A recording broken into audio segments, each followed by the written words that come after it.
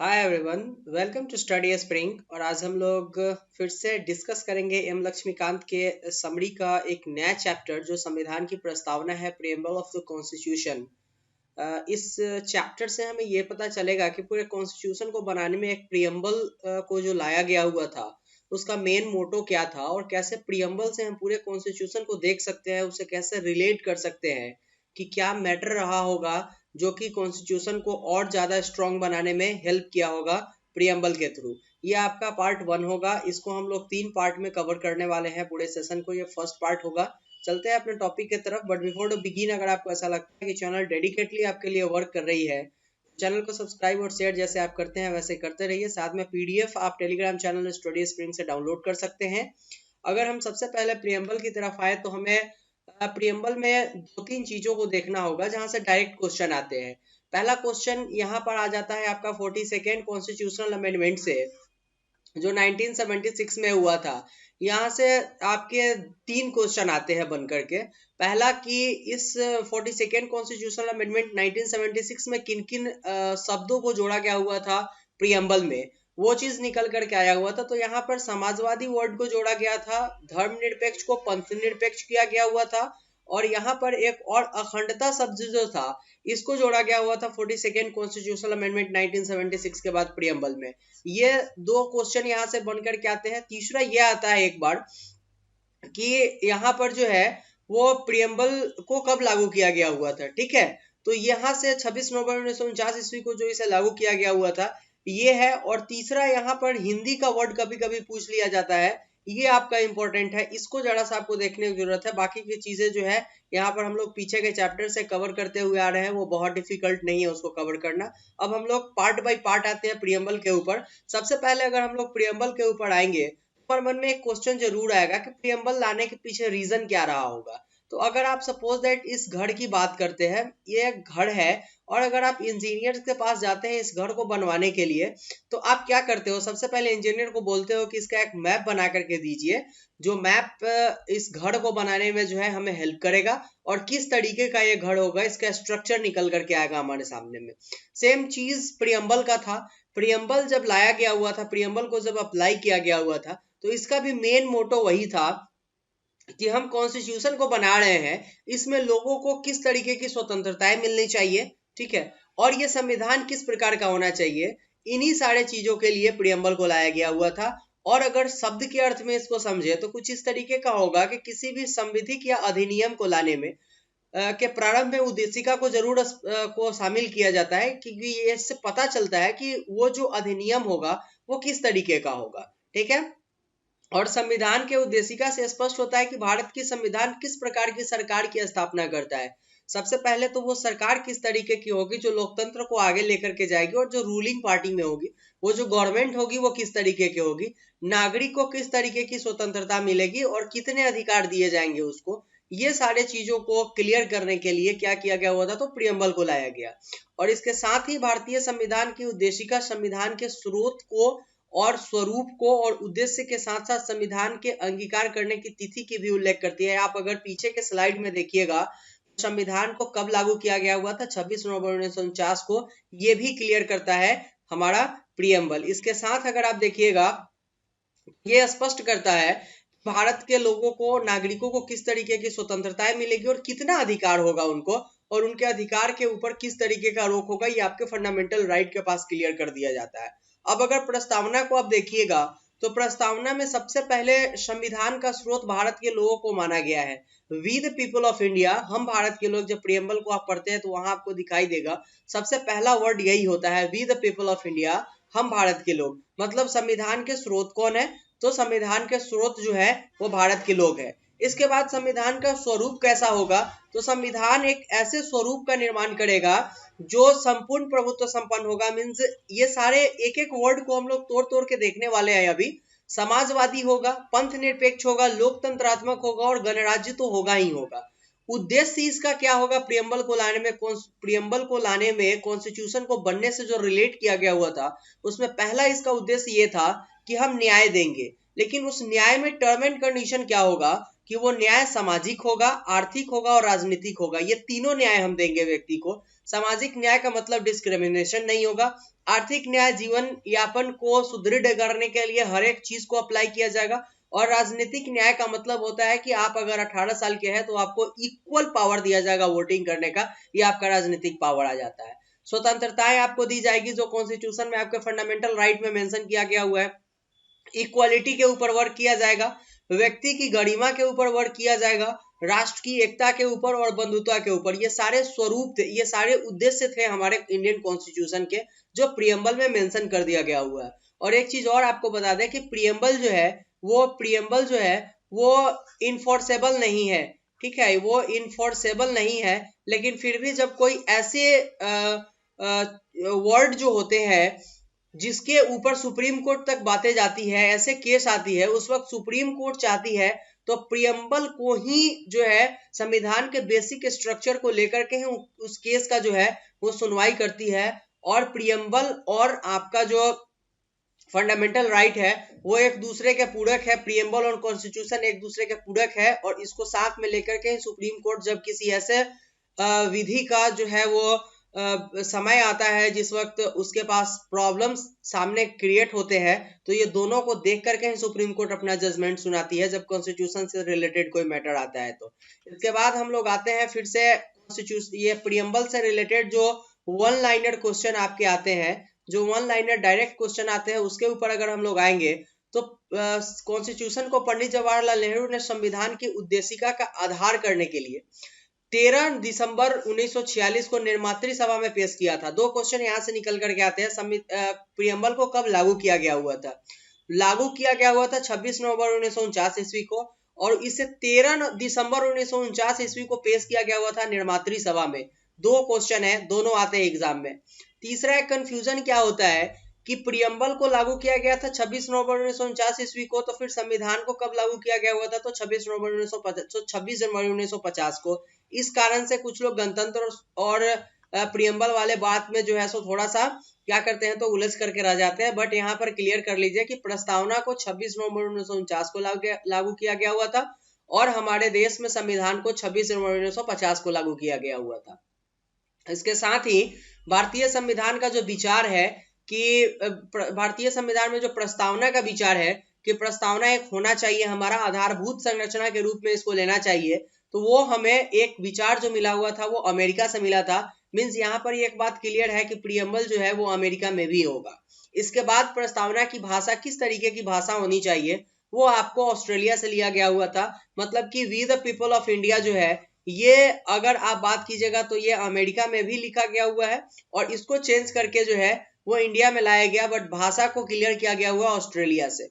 इसके साथ एक और बात है कि प्रियम्बल को जो है वो न्यायोचित मींस इनफोर्सेबल नहीं माना गया है, लेकिन इसका जो बेसिक स्ट्रक्चर है उसको आर्टिकल 368 जो पावर देता है संसद को, जो पावर देता है पार्लियामेंट को कि आप किसी भी आर्टिकल में जो है अमेंडमेंट कर सकते हैं, उसके थ्रू इसमें जो है वो 368 के थ्रू जो संसद है वो प्रस्तावना का जो बेसिक स्ट्रक्चर है उसमें उसको चेंज नहीं कर सकता है, उसमें वर्ड को जोड़ा जा सकता है। और सेम चीज 1976 में 42nd कॉन्स्टिट्यूशनल अमेंडमेंट में हुआ था, जब 3 वर्ड को जोड़ा गया हुआ था, समाजवादी, पंथ निरपेक्ष और एक और वर्ड को जो जोड़ा गया हुआ था वो था आपका यहाँ पर क्या था वो वर्ड था आपका अखंडता। और यहीं पर ये वर्ड यूज किया जाता है, यहाँ पर एक वर्ड यूज किया जाता है बंधुता, ठीक है, ये बंधुता वर्ड यूज किया जाता है अखंडता के जगह पर। अगर एग्जाम में कभी ये दोनों वर्ड रहे यहाँ पर जो है आप क्लियर कर सकते हैं उसको टिक आउट करके। नेक्स्ट के ऊपर अगर हम लोग आएंगे तो पहला आता है कि प्रस्तावना के जो शब्द होते हैं वो शब्द किस किस तरीके के हैं और उस शब्द का मेन मतलब क्या निकल करके आता है, वही उसी चीज को डिस्कस करेंगे। तो प्रस्तावना में कुछ प्रमुख शब्द का उल्लेख किया गया हुआ है और ये सारे शब्द को एक एक करके हम लोग डिस्कस करेंगे। जो सबसे पहला आता है वो संप्रभु आता है। संप्रभु का अर्थ ये होता है कि भारत किसी भी अन्य देश का डोमिनियन नहीं है। मतलब ऐसा होगा कि जिस वक्त हमारे यहाँ ब्रिटिश ईस्ट इंडिया कंपनी काम कर रही थी उस वक्त हम लोग क्या थे, उस वक्त हम लोग डोमिनियन हो गए हुए थे ब्रिटिश के, वो हमारे ऊपर राज करती थी। लेकिन जब 15 अगस्त 1947 को हमारा देश आजाद हुआ था, उस वक्त से हम लोगों ने ये चीज क्लियर कर दिया कि भारत जो होगा वो किसी भी देश का डोमिनियन नहीं होगा, वो संप्रभु होगा और उसको अपने आंतरिक मामलों में और बाह्य मामलों में खुद का रूल लगाने का पावर होगा, मींस कि इंडिया संप्रभु होगा। क्लियर है।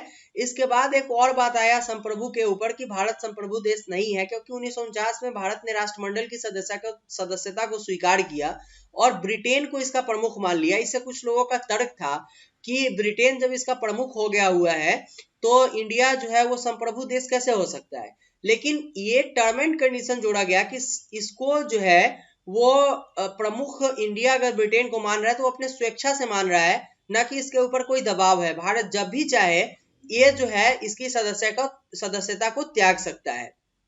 इसके साथ ही भारत संप्रभु होने के नाते किसी भी विदेशी सीमा का अधिग्रहण कर सकता है और किसी अन्य देश के पक्ष में अपनी सीमा के किसी हिस्से से दावा छोड़ सकता है। ये संप्रभुता की बात होती है और ऐसा हुआ है बांग्लादेश के साथ, ऐसा हुआ है पाकिस्तान के साथ। जब इस तरीके का सिचुएशन पैदा हुआ बॉर्डर पे तो भारत ने कुछ भागों को छोड़ा है और फिर भारत ने दूसरे देशों से कुछ भागों को लिया भी है। तो ये संप्रभु का बात आता है। समाजवादी वर्ल्ड कोड 1976 में जो है वो 42nd कॉन्स्टिट्यूशन अमेंडमेंट के बाद जोड़ा गया हुआ था, 42वें संविधान संशोधन के बाद। और यहाँ पर समाजवादी वर्ल्ड का क्या मतलब होता है कि भारत में जितने भी जो आपके यहाँ पर संसाधन है उस पे हर एक व्यक्ति का जो है वो अधिकार होना चाहिए, ये समाजवादी का मतलब होता है। ठीक है। और लोकतांत्रिक समाजवाद जो है वो मिश्रित अर्थव्यवस्था में आस्था रखता है, मतलब कि यहाँ पर जो है वो सरकारी निजी अर्थव्यवस्था और जो है वो सार्वजनिक अर्थव्यवस्था के साथ साथ जो दोनों को मिलाकर के अर्थव्यवस्था चलता है उसको हम लोग मिश्रित अर्थव्यवस्था बोलते हैं। और भारत एक मिश्रित अर्थव्यवस्था का जीता जागता उदाहरण है। तो हमारे यहाँ का जो समाजवाद है ये मिश्रित अर्थव्यवस्था को जो है वो प्रमोट करता है और इसी में जो है वो क्या करता है कि जितने भी हमारे रिसोर्सेज है, संसाधन है, उस पे हर एक व्यक्ति के दावा को स्वीकार करता है। ठीक है। और इसके लिए उसे रिस्पॉन्सिबल भी समझता है। और भारत का जो समाजवाद है ये मार्क्सवाद और गांधीवाद का मिला जुला स्वरूप है, जिसमें गांधीवाद समाजवाद की ओर झुकाव बहुत ज्यादा देखने को मिलता है। ये आपके समाजवादी का मतलब होता है, जिसमें सिंपली अगर समझे तो संसाधन पर और चीजों पर पूरे व्यक्ति का अधिकार होता है, ये समाजवाद होता है। और इसको 42nd कॉन्स्टिट्यूशनल अमेंडमेंट 1976 के बाद जोड़ा गया हुआ था। नेक्स्ट के ऊपर अगर हम लोग आएंगे आता है पंथ निरपेक्ष या धर्म निरपेक्ष। इसे भी 42nd कॉन्स्टिट्यूशनल अमेंडमेंट के बाद जोड़ा गया हुआ था 1976 में। और पंथ निरपेक्ष का मतलब ये रखा गया हुआ था कि भारत जो है वो किसी पार्टिकुलर धर्म जो है उसको किसी भी तरीके का कोई संरक्षण नहीं देगा और हर एक व्यक्ति को अपना धर्म मानने का अधिकार होगा। और इस कारण से फंडामेंटल राइट में आर्टिकल 25 to 28 में राइट टू रिलीजन को जोड़ दिया गया, धर्म की स्वतंत्रता को जोड़ दिया गया कि आप अपने धर्म को मानने के लिए स्वतंत्र है, लेकिन भारत का पार्टिकुलर अपना कोई धर्म नहीं होगा और न ही वो किसी धर्म को प्रमोट करेगी। क्लियर है। पंथ निरपेक्ष। लोकतांत्रिक की अगर बात करें तो लोकतंत्र एक वर्ड होता है जिसका मतलब होता है जनता की सर्वोच्चता, मतलब वैसा तंत्र जो लोगों के द्वारा चलाया जाता है वो लोकतंत्र होता है। लोकतंत्र दो प्रकार के होते हैं, एक लोकतंत्र होता है प्रत्यक्ष और दूसरा लोकतंत्र होता है अप्रत्यक्ष। प्रत्यक्ष लोकतंत्र बहुत खतरनाक होता है क्योंकि इसमें जिस तरीके का कंडीशन लगाया जाता है प्रत्यक्ष लोकतंत्र में, ये इसमें आप डायरेक्ट जो है वो 4-5 चीज ऐड किया गया हुआ है, जिसमें होता है पहला रेफरेंडम। पब्लिक रेफरेंडम करके किसी चीज के ऊपर वर्क कर दिया जाता है, लॉ बना दिया जाता है। इसके बाद अगर पब्लिक चाहे तो जिस सरकार की गठन की हुई है उसको डायरेक्ट बुला सकती है और जनमत संग्रह भी इसका एक कारण होता है। ठीक है। जो आपका प्रत्यक्ष लोकतंत्र है, जो भारत में नहीं है। भारत में अप्रत्यक्ष लोकतंत्र है जिसमें जनता के द्वारा चुने गए जो प्रतिनिधि होते हैं वो क्या करते हैं कि लोकतंत्र में शासन का निर्माण करते हैं, शासन को चलाते हैं। और अप्रत्यक्ष लोकतंत्र जो होता है ये भी दो प्रकार का होता है, एक होता है संसदीय और दूसरा होता है राष्ट्रपति के अधीन। तो भारत का जो लोकतंत्र है वो अप्रत्यक्ष लोकतंत्र है और संसदीय प्रतिनिधि की व्यवस्था ये करता है, जिसमें क्या होता है कि वयस्क मताधिकार सामयिक चुनाव, कानून की सर्वोच्चता, न्यायपालिका की स्वतंत्रता व भेदभाव के अभाव भारतीय राज्य व्यवस्था के लोकतांत्रिक लक्षण के रूप है। और इसमें अप्रत्यक्ष लोकतंत्र में जो जनता के द्वारा चुने गए प्रतिनिधि होते हैं वो इसमें क्या करते हैं कि शासन करते हैं। ठीक है, इसके बाद आता है एक और बात, लोकतंत्र, राजनीतिक लोकतंत्र जो होता है इसमें सामाजिक लोकतंत्र को भी बहुत इंपॉर्टेंट तवज्जो दिया गया हुआ है, क्योंकि सामाजिक लोकतंत्र का अर्थ होता है जीवन शैली जो स्वाधीनता, समानता और भ्रातृत्व के को मान्यता देता है। अगर आप लोकतंत्र से सामाजिक लोकतंत्र को हटा देते हैं राजनीतिक लोकतंत्र से, तो इसमें कहीं ना कहीं आपको एक चीज समझ में आएगा कि ये टोटली फेल्योर हो जाएगा, क्योंकि जब तक एक सामाजिक लोकतंत्र की भावना राजनीतिक लोकतंत्र में नहीं आएगा तब तक पूरा टर्म एंड कंडीशन इस तरीके का हो जाएगा कि लोग जो है वो जात के ऊपर, आज भी ये होता है, कास्टिज्म होता है इंडिया में, भारत के लोकतंत्र में कास्ट के ऊपर फेवर किया जाता है, वोट उस तरीके का दिया जाता है, लेकिन ये उतना क्लियर नहीं है जितना कि अगर हम इससे सामाजिक लोकतंत्र को हटा देते तो होता। और इसी टर्म एंड कंडीशन में एक चीज और जोड़ा गया हुआ था सर्वोच्च न्यायालय के द्वारा 1997 में कि जो है वो संविधान एक संपूर्ण सामाजिक अर्थव्यवस्था की स्थापना करे जिसमें कि व्यक्तियों को जो है वो सामाजिक, आर्थिक और राजनीतिक न्याय प्रदान किया जा सके। इसी को लेकर के गवर्नमेंट इसके ऊपर वर्क करती है, जिसमें कि व्यक्तियों को सामाजिक, आर्थिक और राजनीतिक न्याय प्रदान किया जाता है, और ये इसका एक अहम उद्देश्य भी निकल करके आया हुआ है। तो एक लोकतंत्र जो है जिसका छोटा सा पार्ट आपने देखा था, उसका विस्तृत रूप आपको यहाँ पर देखने को मिलेगा कि राजनीतिक लोकतंत्र में सामाजिक लोकतंत्र के होने की क्या जरूरत है और क्यों सामाजिक लोकतंत्र के बिना राजनीतिक लोकतंत्र बिल्कुल शून्य हो जाएगा, ये इंपॉर्टेंट है। ये था आज के चैप्टर के लिए थोड़ी सी बातें जो इस चैप्टर से निकल करके आने वाला था आज के सेशन में। अगर आपको लगा कि ये सारे इंपॉर्टेंट चीज थे तो चैनल को सब्सक्राइब और शेयर जरूर कीजिएगा। साथ में पीडीएफ आप हमारे टेलीग्राम चैनल स्टडी स्प्रिंग से डाउनलोड कीजिएगा। ये सेशन आपका फर्स्ट था, नेक्स्ट डे हम लोग सेशन सेकेंड देखेंगे, और ये क्लास आपको रात में 8 बजे मिलते हैं। तो चैनल को जितना हो सके सब्सक्राइब और शेयर जरूर कीजिए, क्योंकि हम लोगों के मोटिवेशन का एक बहुत बड़ा कारण है। मिलते हैं फिर से हम लोग नेक्स्ट वीडियो में नए टॉपिक के साथ, तब तक के लिए thank you, goodbye, take care.